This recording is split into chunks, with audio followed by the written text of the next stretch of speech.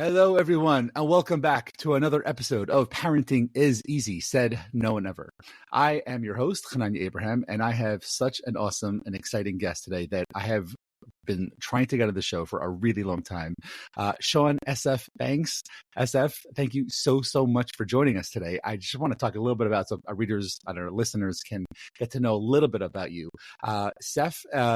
SF is the publisher of You Can Have It All, which is the largest and the fastest growing kids and entertainment motivational magazine in the world, has been the creator of Camp World Warrior King for over 10 years and has been counting and has for over 10 years and counting, and has helped thousands of youth gain exposure to amazingly fun activities as well. He's also the founder of You Can Have It All youth conferences, which I want to hear about as well. Developer of Team Hot Sauce, an awesome cartoon, which we'll hopefully get to a little bit as well. And the innovator of Team Hot Sauce Success Stacks, and also the author of a few books. And there are so many different things that we can really start off over here, SF. But thank you so much for being here. And maybe you could talk a little bit about yourself and how you got into this awesome career and motivational area of things that you've been doing.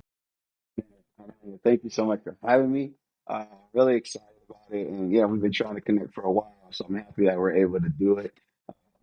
Listen, when I first started all this, I couldn't stand kids at all. I couldn't stand kids. I mean, I had zero passion to work with youth.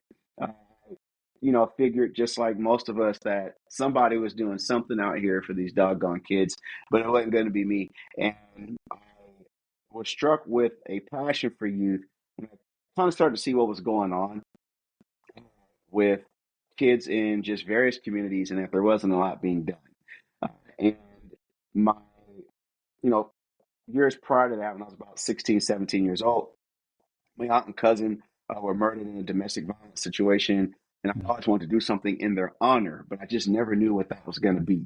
No idea what it would be. I figured maybe a memorial or like maybe some kind of scholarship or fun one day, right? Never thought that I would be doing what I'm doing now. And that's how it started was, I started with self-defense, teaching self-defense to women and children in hopes that they would get away from, a vicious attacker should they be in that situation. And then everything grew from there. Well, I want to take it even a step back from that, because as much as that might have been your motivation, but I think it was something about your upbringing and the type of home you grew up in. Can you talk a little bit about that and what that was like growing up in Seattle, if I remember correctly? Yes. So I was in Seattle, grew up single parent household with my mom, living in basically the hood. And yeah, Seattle has hoods. You think of Seattle, you think Microsoft, you think trees, you think water, or weed or something else. You don't think hood. But it's definitely hood, has its hood areas. And that's where I started. But my mom had a huge dream. We used to clean houses for some of the wealthiest people in Seattle and around the Puget Sound. And so I would go into these massive houses and I would be cleaning them, but I was able to see how other people lived. And my mom would always tell me, hey, look, you can have that too, right? Just because of this where you're starting doesn't mean that's where you're going to end up. And Beautiful. it was my mom that put that dream inside of me to be able to dream bigger. She always said dreaming is 50%. The other half is hard work. Oh, I love that. That's an awesome recipe and like two simple ingredients, but obviously there's a lot more that goes into making sure you have those two fine ingredients. But I want to talk a little bit about that single parent to home and what that was like for you. And I'm curious if you could talk about that a little bit. And then also, what advice would you give to single parents and how they should be setting up things for their kids at home in general? Absolutely. So growing up single parent home, it's you don't really know what you're missing or what it's like because you don't know what it's like to be in a two-parent household, right? So, a lot of times we'll say, well, man, this kid or whoever needs a two-parent household. Yes, but if the other person in the household is a jerk, right, or isn't going to be a good parent, then it's better to have the single parent. So it's really relative. In my case, I grew up with my mom, and my dad was not there. He was in and out of my life, and it was very hurtful in that sense because I never understood as a kid why my dad wasn't consistent, why he didn't stay there. And so that caused a lot of issues for me in school because I would fight a lot. I would get in trouble because I was angry. Angry because, we were in poverty, angry because there was drugs and there was gangs, and I was afraid to walk back and forth, to school because there were shootings and all this stuff. And I was like, man, if my dad was there, maybe this would be different.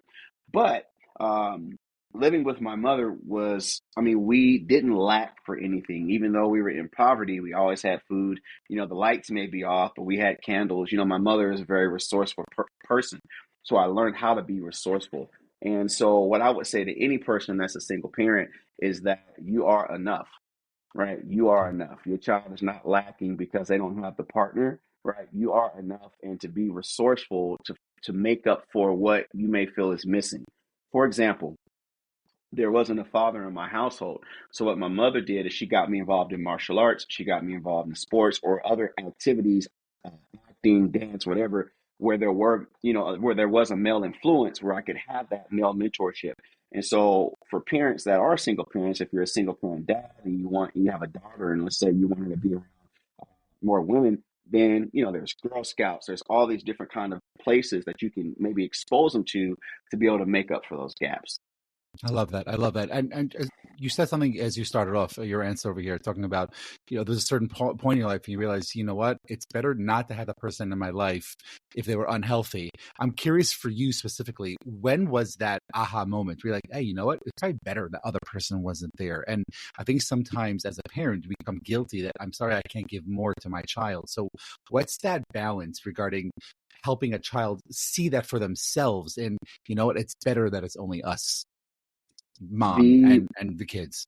Right. So for me, it was as I got older, right? Just looking back, and saying, okay, now that I've been able to see how this person has behaved over the years, I would have become a different person had they been an influence in my life my entire. And so it was something that I didn't really understand when I was a kid. I felt like that void was always there. And there were some good things that, they brought into my life when they were present. But at the same time, there's other characteristics that, I'm happy I didn't pick up. And so what a parent can do in that situation when their child is currently in there is to love them, right? The child is going to have that feeling of, man, where's my dad, or where's my mom, or where's this person? And the best thing you can do is to love them, right? You can't, there's no way to replace that unique individual, but you can replace the void with other individuals who can share that type of love. For example, my stepfather was a great man in my life. I mean, by watching my stepfather and watching my brother-in-law is how I learned how to treat a woman and how to love a woman, right? Because I watched my stepfather, who was from Trinidad, very jovial, happy man. I learned to be happy and to be joyful because that was his energy. My brother-in-law, very happy individual, crack jokes, very soft-spoken, very strong man. But that's how I learned. And so by filling those voids with things or other people, it really helped me out. Wow. Yeah. And I think that's something that as parents, whether it's from a single or two parent household, we're always trying to teach our kids. But when it comes to that single parent household, obviously there are a lot of things that could be avoided, but you're saying a lot of it has to do with what is the attitude of mom or dad, whatever is in that picture. And just because there's something missing doesn't mean that there's something missing. And there are things that could be made up and doing things to sort of fill the void in a certain way. And I think one of the things that I've seen you talk about all over, and we're going to post so many links that you have going for you, because I feel like the concept of the motivation, it's not just about being a motivational speaker, it's about being a motivational influencer in a certain way, using that word properly and not just the way it's used today in social media. But I think that's something that people can really benefit from, everything that you've been teaching. But I'm curious, when you talk about the concept of resilience and things that you've been through personally in a single parent home, what are some of the lessons that you've picked up for yourself, and how do you try to give that over to others? In regards to resilience, as a child, in watching my mom when she started her cleaning service, uh, she couldn't get anyone to help her work, and she would. And at first, it was really hard to get clients, and but she never gave up, and so she would go. And let's just start with what resiliency is. Resiliency is pretty much being a ball, right? And you hit the ground, you get back up. And so, she would go and, day after day try to get clientele. And, it's really difficult to get to say, hey, look, I want to come into your home when you're not there, right? It's not 2023 where you can have cameras all over. I'm going to come in your house when you're not home and I'm going to clean it with all your personal belongings and your jewelry and whatever there. And I'm not going to touch anything. I'm going to leave it just how it is, and you're going to pay me to do that. Right. And so you're talking about the late 80s, early 90s. That was very difficult, especially in a city where, there was a lot of segregation and division. And also there was a wealth divide. Right. So a lot of the wealthy people were on the other side of the lake. And so you had to go all the way over there, but that was where the money was. And so, she would, people would say no a lot. And I watched that. And then what started happening is one person would say yes, and then she would start get referral business. And then check this out. During the time my mother had a cleaning service, the mayor of Seattle actually was one of somebody who went to high school with her. And she went to the mayor and said, hey, I have a cleaning service. I'd like to come and clean your house. And start off, I think she started off doing it for free at first and said, hey, look, if I do this, do you mind letting people know about me? And you have to think about that, right? Here's somebody who we went to high school together, right? You're the mayor and I'm coming to clean your house. You got to eat a lot of crows, right? Swallow your pride. But she had to go. She did that and things took off, right? We started cleaning all kind of commercial buildings and places.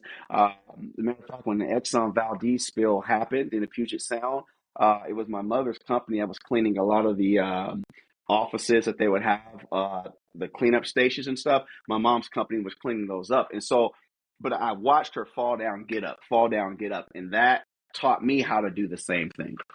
Right. So I think a very close sibling to resilience is also a healthy and strong work ethic. Can you talk a little bit about what you saw from mom and on being that ball, which I love that metaphor, being able to, and how do you give that over to children today? So the way that my mom instilled work ethic in my sister and I was she made us work. So we would get out of school and, she would always have, right? So business people, one of the issues we always tend to have is issues with staff, right? Staff and employees trying to get somebody to show up when they're supposed to. And so we were the reserve unit. If somebody called in and said, hey, we can't come clean with you today, she was calling my sister and I. My sister at the time was in high school and I was in elementary school. And I mean, I was vacuuming and taking out trash, and my sister would be responsible for cleaning. And so we got work ethic by working. That's really the only way you can instill work ethic in a child is to make them actually do the work. And what happens is that a lot of parents won't push their child when they get pushback. All right. So it's, hey, I need you to pick up the trash. And the kid starts crying, I don't want to do it. And the parent says, fine, I'll do it myself because they don't want to hear the whining. But on the other side of that whining is a sense of pride and a sense of accomplishment and a sense of increased confidence when a kid looks at them and says, hey, I did it. Or you say, hey, you did a great job. And then they want to do that work. Right. So it comes from actually making them work. And that's what my mom did. Yeah, it's a beautiful example. You made me think of one of my kids is such a mission just getting her to take a shower. But one of the things I like telling her is no one ever regrets taking that shower. And it's like, it's such a simple thing. And like, I don't want to do it. Yeah. But at the same time, you're going to really feel good after you do it. When you're going to go help the neighbor that is not able to rake her leaves, when you're going to do it, you're going to feel good afterwards. And that feeling of good is better than that feeling on the couch that you're going to have enough for the next hour doing nothing. And, I think just leading by example, which sounds like that's something that mom did constantly and consistently throughout your youth and throughout high school, that's something that you were able to, by her modeling, you were able to be influenced by and being able to see that concept. How is that something that parents can really try to embed it and imbue it into their kids in a way where it's not just something that they're trying to teach, but they want their kids to absorb and really become a part of who they are? What do parents need to do, whether it's single parents or multiple or two parent households, to teach that concept of that resilience and that modeling that healthy and good behavior that's going to last a lifetime?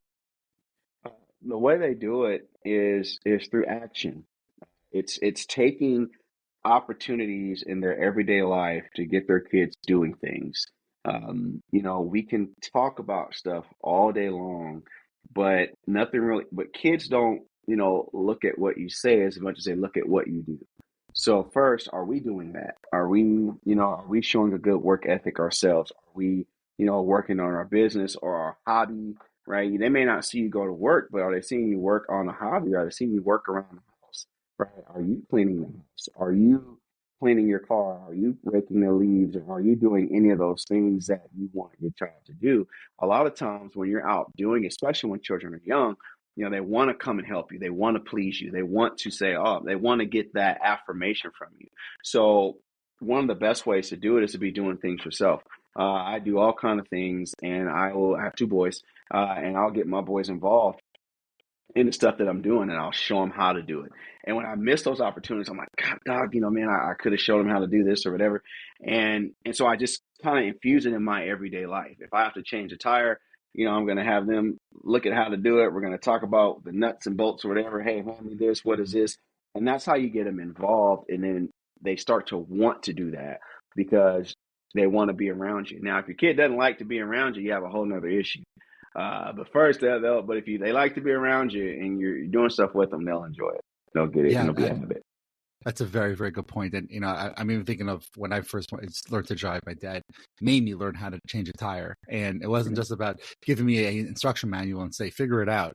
It was more like, all right, let's get our hands on knees. Let's, figure out how this works and how to take off the bolts, how to put on the other tire and put away the tire, clean up the mess. And there's obviously a lot of different things that go into it, but it's leading by example in that sense. And just to add one thing, and I think you said it so perfectly regarding what the job of the parent is, when we have those situations when we might miss a learning opportunity or a teaching opportunity for our children, it could also be beneficial to even point it out to them and to say, hey, I know that you wanted to come outside when I was hooking up the grill and like starting the fire and like how to cook meat. And I just needed some time for myself. And I'm sorry that I didn't want you outside. Next time, you're going to come outside with me. And I apologize that you weren't able to come outside this time. That's on me. That's my fault. And I think a parent taking responsibility for that situation and saying, hey, I could have done better. And I'm pointing it out to you. So we also learn the concept of responsibility and ownership for the things that we're talking about. It can go a really, really long way. And I'm curious, and it sounds like that's for sure something that mom did in the household constantly, just from the staff, from her business that she had. I'm curious if there are any specific stories that come to mind when it comes to ownership and responsibility in parenting that come to mind for you that you grew up with. Yeah. There's I would say from my dad, one of the things that I learned from my dad was to um, if you do something wrong, just say it. It's just say it. Don't try to not be accountable for it, right? Everybody makes mistakes. If you make a mistake, own up to it. Hey, I made a mistake, and move on. And I learned that, and then also, and particularly in talking to him as I became an adult myself, right? Because a lot of things I didn't understand about his relationship with my mom or his relationship with me, until I became an adult, right? And so then as you become an adult and you kind of see how the world is and how things operate, you kind of have more empathy for situations in the past if you didn't understand when you were a kid. And part of that from my dad was just learning that, it's okay to say, hey, I messed up or I made a mistake, or I didn't get this right. And it allows you to kind of clean your own slate in your mind and take the pressure off of yourself for things that you may have wished you could have done differently or something like that. And so that's one of the things I've got from it.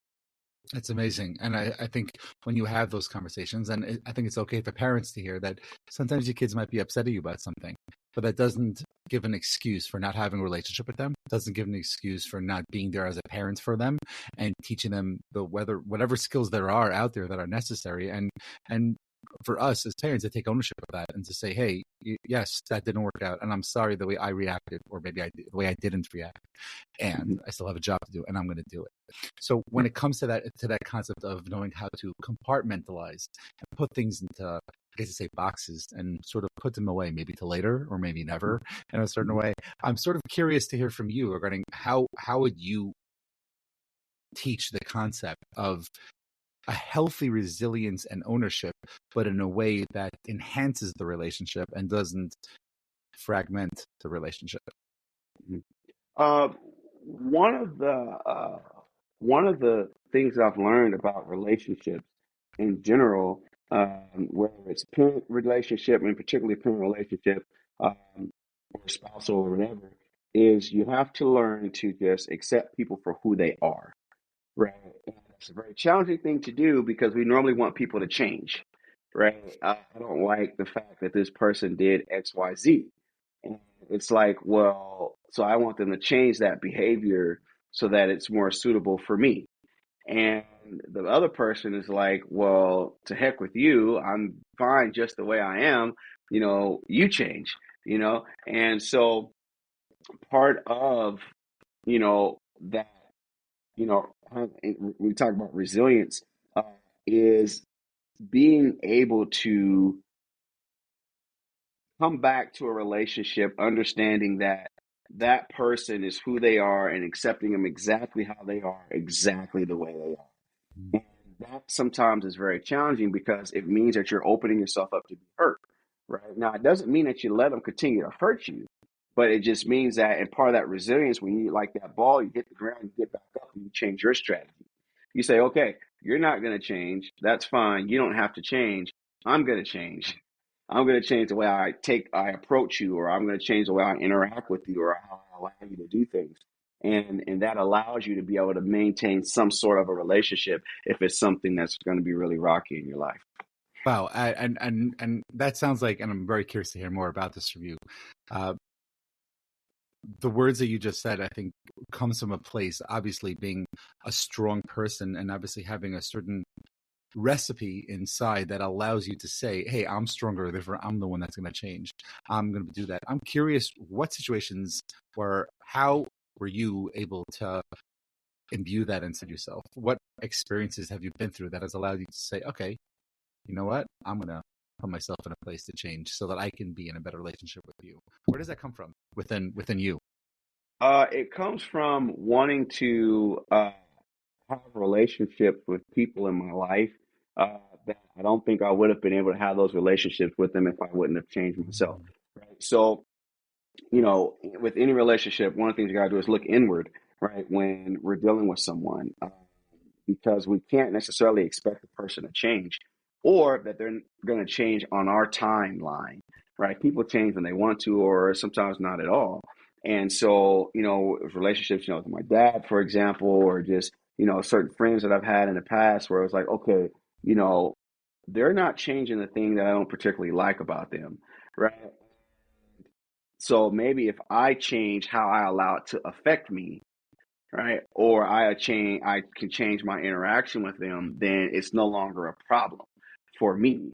Okay, if and so for example, I got a buddy who the only way we'll get together and hang out is I got to go all the way over on his side of town. Right? I got to call him. It's all on me. And I'm like, man, screw this, man. Like, hey, I don't like that. All right. So I tell you what, if we're gonna get together and hang out and have a beer or have tea or coffee or whatever, what I mean, you gotta come over on this side because for years I just kept going on this side of town, and I like that. I was like, man, I could have done this 5 years ago, and so it's just it just has allowed me to be freer as a person and to allow the other person to be free. Hey, you don't have to change at all. I'll change. Beautiful, beautiful. I love the way there are so many points there to unpack.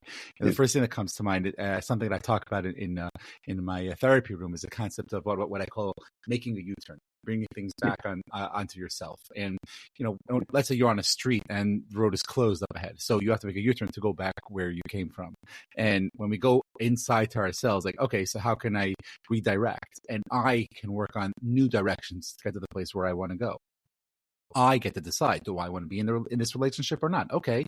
So we're having different parameters, different ways of going about it. Okay, that's up to me. And I think as a parent to be able to go ahead and say that, okay, I obviously still would like to have a relationship with my child. And they're doing, saying, dressing, acting in ways that I don't like. But okay, it's not me. They have their own body and soul. They have their own autonomy. And whether it's a teenager or a young adult, or even a tween, it's still a human being trying to find their own way in life. And it's our job as parents to be able to say, okay, I'm here to try to help you, and I have to be able to assist in the areas that you need. And just because I didn't dress that way, or I didn't root for that basketball team, or I didn't like that type of music, doesn't mean that I'm not your parent and we can't have a relationship. So when you make a U-turn, you're able to say, okay, what can I do? How can I go about doing that? But I think taking it even a step further, I know one of my mentors talks about this a lot, concept of A, B, C. Always be curious. And when we ask ourselves that question, which is something that you're saying you do, that you did basically on wanting to have relationships. Okay, so what can I do? How can I go about this? What's happening right now? Why am I getting upset? Just asking those questions is so important. And I think for me, at least from our conversation so far, the biggest thing I'm taking away as a parent is staying curious and making Absolutely. sure that we're being curious with ourselves, with our relationships around us. And that is one of the most important things in everything that we do in our relationships with our children. And just moving it a little further here, because I think there's so much that the soil of the tree around you is so rich with nutrients growing up with all the things that you've had going for you. And then you have this moment to try to help people that, well, you don't like kids, but it turns into something that you're doing constantly. So what was that change like for you of like, hey, this is nothing that I could just do as a career, but I can really love and have passion for and create the plethora of things that you're doing. What was that shift like within you? Well, that shift uh, has been amazing, and it's still happening, right? And just real quick, uh, you know, parenting is the real full-time job that we have. Your job is truly just a part-time thing. There's 24 hours in a day. As a parent, you're on 24 hours a day. That is full time. For our jobs, we work 8 hours, 16, 12, whatever, 10. That's part time, right? But parenting is a full time, that's a real full time job. And it really takes all of you to do it. And so, by, like you said, always being curious and figuring that out, it allows you to really be able to maintain that relationship with your child, which is the most important thing a parent wants, is to be able to have that functional relationship where we can talk and be able to have some kind of congeniality and respect and joy, right? As opposed to anything else. Now, for that, for me, in the transition of going from not at all wanting to work with children, having zero passion. I mean, I didn't want any booger fingers on me, man. I didn't even want kids at the time. My idea of having kids was to have them when I was like 65 so that I could have kids and grandkids at the same time and get it over with. Like, that was my thing. I don't really build any kids, right? But what happened is that I saw the need for what was going on. And then I saw the opportunity to be able to build something that I could be able to solve some issues, but then also be able to meet the personal goals I have for myself. And so when I saw that come together, it was like, okay, I can actually buy myself a steak dinner doing this. All right, okay, then let's do it. And then I would see how we would get results. And that was the thing that was really powerful, is that we would see a kid go from, being a complete knucklehead to now, for example, a student that has been with me for about 10 years. And the first time this kid came to my camp, he jumped up in a window and broke the window of this church we were leasing at. And I was just like, oh my God, we're going to get kicked out of this place for tearing up these people's stuff. And but we never gave up on this kid. This kid had a solid foundation of people supporting him. And now that kid is graduating from high school and has about 75 different schools that have sent him offer letters wanting him to go to their college. from University of Alabama, like all these big D1 schools. And so, it's those stories that you don't know are going to happen, but when you stick with something, it happens. And so my love for what I'm doing is growing and growing more and more every day. I absolutely am in love with what I do now. And that love continues to grow as we're able to, make impact in other places, to see that, something that you either always wanted to do or something that you never saw yourself doing, if you do it, you can really make a difference in the world. Like you really can, on your level, right? And success in making a difference is relative, right? It doesn't matter, we're caught up in how many millions of lives did you touch, right? How many, all this other, right? It doesn't matter. One life is just as important as 1 million. That one life can make a difference to somebody else's. And so as I've been able to see that and understand that, it makes me really enjoy what I'm doing. Wow. And I think that resilience, right? We talked Yeah, about before with Mom, there you are breaking a window of a church and yeah, still saying, all right, well, he's still one of us. He's still here in this right. camp and we're gonna stick with him. That's like, that's something that became innate. It was a part of you because you watched Mom bounce that ball so many times. And there you are, like, or organically and subconsciously just bouncing that ball with him, and here you are 10 years later, and you're getting the ultimate prize of him being noticed by others for positive attributes that he has, and Right.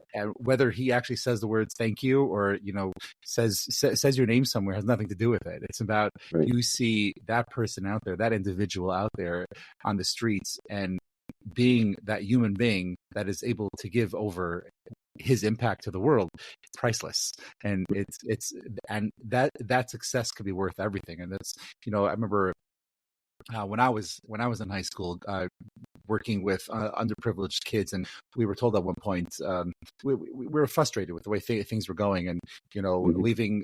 leaving our free time that we finally had after the whole days of school, and going to spend an hour or two with all the travel involved, probably 3 hours once, twice a week. I'm like, why are we doing this? Like, why don't we just chill? And we were told is because 20 years from now, and when this kid is a parent, and his kid's gonna come home and said, "Mom, can you sign me up to the Boys and Girls Club? I want to go to the Y because they have something going Yeah. on over there." And the parent remembers that they spent some time with you playing checkers, and they say yes. 20 Yep. years from now, it was a success because what you did on that one day playing checkers or teaching someone how to play checkers was worth it, because now he's doing that for his child.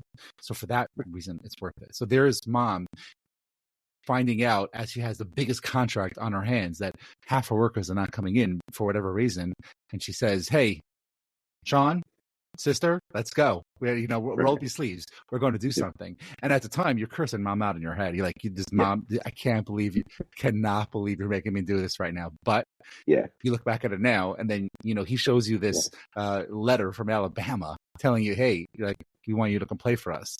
That is Yeah. like the ultimate golden ticket, for personal motivational standards. So, Yeah. one of your characters that you talk about, you've created a cartoon character, something that I'm a big fan of. I think cartoons can be such a helpful and relatable way for kids to be able to learn lessons. So can you talk a little bit about where you came from, what's it about, and like what's the story that you're trying to give over through it? So Team Hot Sauce are personal development characters designed to motivate kids to go after their dreams and to build self-efficacy in children. And so they go all over the galaxy. They're, the veggie defenders is what they are, and they're protecting vegetables from the negatoids, which are vegetable-eating insects. And so the concept came up. I have an uncle, my uncle Virgil. Growing up as a kid, loved hot sauce, and I watched him put hot sauce on everything he would eat. I mean, he'd sprinkle it all over. He says he never put it on a salad, but I swear I've seen him put it on salad before. And But he was so instrumental in my life, just a really positive influence. And so I was thinking about characters, and he said, "Okay, well, my son is the one that named it. And when he named it, he said, let's call it the hot sauce team." And I'm thinking about it, and I'm like, he had no idea that my Uncle Virgil was Uncle Hot Sauce. So it's kind of interesting how it all came together for me, because I would always call him That's Uncle Hot awesome. Sauce. And the concept with the cartoon is that you have this uncle that's created this multi-million dollar recipe uh, for hot sauce. It's called the love, right? And so it's the love, sprinkle a little love around, right? Kind of thing. And he has these nieces and nephews that he's adopted, and he's teaching them different principles in life. And they're going all over the galaxy saving people. So then you have like Coach Stinker, who is another. I have an uncle whose name is Stinker. We call him Uncle Stinker, and Uncle Stinker was a very influential man in my life as well. And so Stinker is actually a boar, like a wild boar, right? Which is wild because boars like to wallow in mud. This one likes to stay clean, the character. And we have 9 different characters right now that we've developed, and we have comics in the magazine, and it's just all about getting kids to believe in themselves, see characters that are doing these awesome things, and to say, hey, look, we're doing awesome stuff. You could do awesome stuff too. Give it a try. Sounds so relatable, and Yeah. I think the concept is awesome. Where can people find this hot sauce comic? They can find it. You can have it all. So the kids magazine, we throw the comics in there. The next issue will be out in January. They can check out the comics, and then there's also merch and stuff like that on the website, stickers and all kind of stuff for kids to be able to get. And then also you can read up on the characters there as well. Amazing. And we will be posting links, obviously, in the show note descriptions over here. So on this concept of Absolutely. superheroes and like on awesome teams, Yeah. but I think when it comes to superheroes, I think single moms or dads are real superheroes. Just for the fact of what they have to do, they're playing double roles, and Sure. not only is that the real full-time job, but it's like on double shift full-time job. Yeah. So Yeah. I'm sort of curious to hear from you regarding like, obviously when it comes to being a superhero, sometimes there are unexpected things that happen. What are some like surprise situations that can pop up that maybe from your experiences you can share, parents can be aware of when it comes to being that superhero, that parents be like, oh, okay, that's good to know because I should be prepared for something like that? Uh, well, the thing is that anything can pop up as a parent, and it's being, and that can be sometimes scary that anything can pop up. It's like, but it's knowing that whatever pops up, you got it. It's that the thing about being a superhero, especially as a parent, right? Because we're just everyday people. We bleed like anyone else, but our kids are the ones that are looking at us like, man, you're so amazing. And that it's understanding that whatever pops up, you got it. You got this. You can Mhm. handle it. Even when you think you can't handle it, you can handle it. And I think that that is probably the biggest advice that we can give any parent, whether a single mom or single dad, that you got this. However you became single, you got this. You're able to do it, and that our superpower, right, or our recharge is self-care. And it's really important as a parent. It is crucial as a parent to have self-care in your life. And self-care is like, it's a coin thing now, right? But it's like, man, just get some time to yourself to chill and to be yourself and do whatever you want to do so that you can recharge and come back and be a parent. And it's important. So it's finding that support base, that it's someone you can trust to say, hey, I need you to watch my kids for a day or for overnight.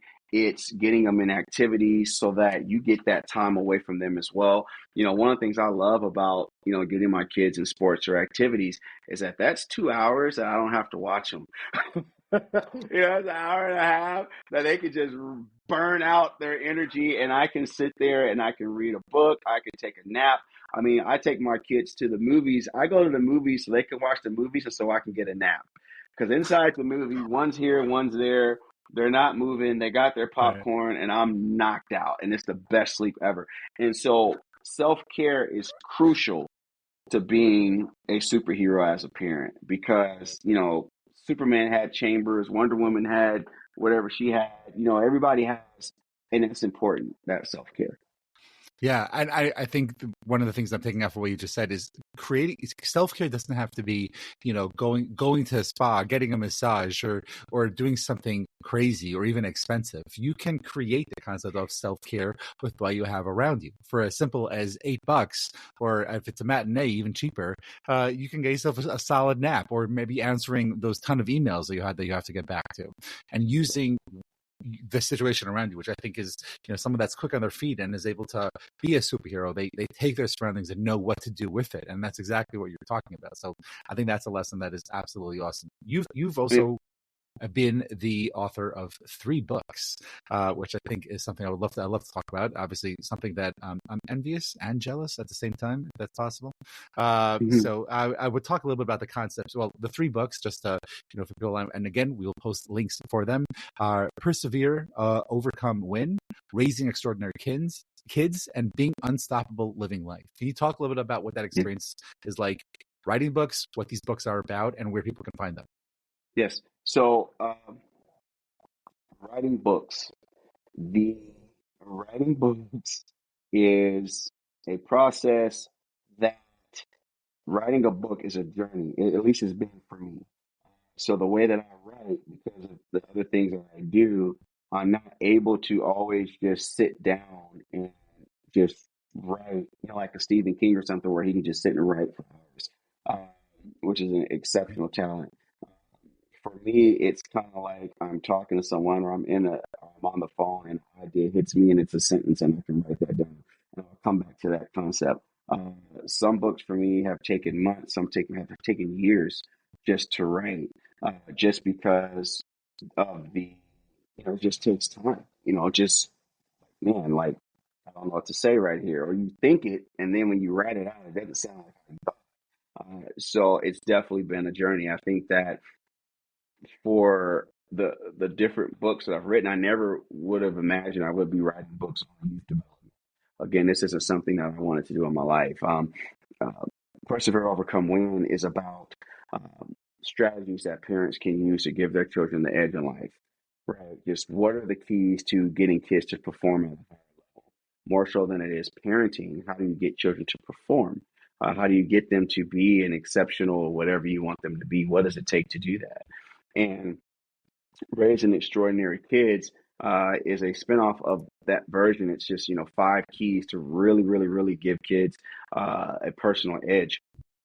And I did that second one because it needed to be for the super busy parent, right? The uber busy parent that's like, look, I don't have time to read a, 160, 170 page book. Just give me some really quick things I can use right now. Uh, Be Unstoppable Living Life is a new book that it's all about youth. It's for children that are ages 13 and up, and it's about how success is relative and how our minds stop us from being what we want to be, right? And how things that we're looking at are stopping us. And it's like, man, as a kid, a young adult, right? For example, just be yourself. It's one of the hardest things for somebody to do, right? Why fit in when you can stand out? And so it's teaching concepts to young adults because there's so much going on as far as suicide and depression, um, that these kids need something that they can kind of latch onto. That's amazing. Yeah, well, there are so many things, stuff that I would love to continue to talk about over here. As we wind down, I'm curious if, let's say, on these topics that we've covered, are there maybe 1 or 2 points that we haven't talked about, or that I haven't asked about, that it is important and maybe even vital for this conversation before we end up with a few rapid fire questions over here? Yeah, so the thing that I'm really passionate about is our orphanage. You Can Have It All Orphanage in Bombo, Uganda. And the reason why is because, you know, a lot of times we feel like we don't have enough stuff, right? And oh, if I had more of this, more of that, I would be better, life would be happier, and it's the saying, I can't remember exactly how it goes, but you basically, somebody complains about their shoes until they see a man that has no feet, right? And so it's kind of the same kind of concept where, there are really children in the world and also in the United States. But for me, I ended up latching on to, an orphanage on the other side of the globe. Um, but there are kids that are really in need, man. You know, that they have no bed, there's no windows in their place. Both their parents are gone. They don't have any family. And so when we, got attached to the orphanage, it was closing down. And I was there doing an event, doing a youth and conference actually. And we said, okay, what is it going to take to keep the doors open? And they told us, and they said, okay, that was something that we could afford to do. And so we've been doing that for the last 5 or 6 years. We have 35 kids there, and we've been able to add, windows and solar panels and all these things. And it's a very modest start, but we've been able to make some kind of impact so that kids can be able to go to school. And so the orphanage is part of the proceeds of everything that I do goes to making sure that these kids are able to keep going. And so that's something that's really dear to my heart because, I growing up, I thought that I had it challenging and I realized, man, I had it great compared to some of the other kids that I'm seeing. You don't see child homelessness in the United States. You hear about it, but you don't walk down the street and see a kid on the street in the US. At least not often. I've never seen it. I'm sure it's there, but you don't see it just like it's every day. But there are certain parts of the world, man, you walk down the street and you see some feet under there and you're like, wait a minute, those are size fives. That's a little kid up under that cardboard box. And then you realize there's 20 of them. And it's like, oh my God, right? There's some stuff going on over here. So, not to be, the American that comes in and swoops and saves everybody in the world, but I feel like that since we are in a place that we have something that we can do, resources to do something with, that, if we can do that for anybody in the world, maybe we should do that, whatever we can. So where can people find more information and how can they get in contact regarding the orphanage? On the website. So information about that, you can go to ukids.world. The orphanage and information for the orphanage is there. And I'll also send you the link. GoSFB.com is where there's a profile of me and all the work that I'm doing. Right? For someone who just wants to say, okay, here's this guy. What is he doing? Go to SFB. GoSFB.com is where they find that. Amazing. And we're going to post all those links in the show notes. But thank you so much for joining us today. Man. Just a few little questions over here, just to sort of end on the notes. So if single parenting, obviously, there's so much multitasking that's involved, and it's probably one of the most essential skills. If you were to create a single parent Olympics, what events would you include? And what would be your gold medal winning multitasking moment?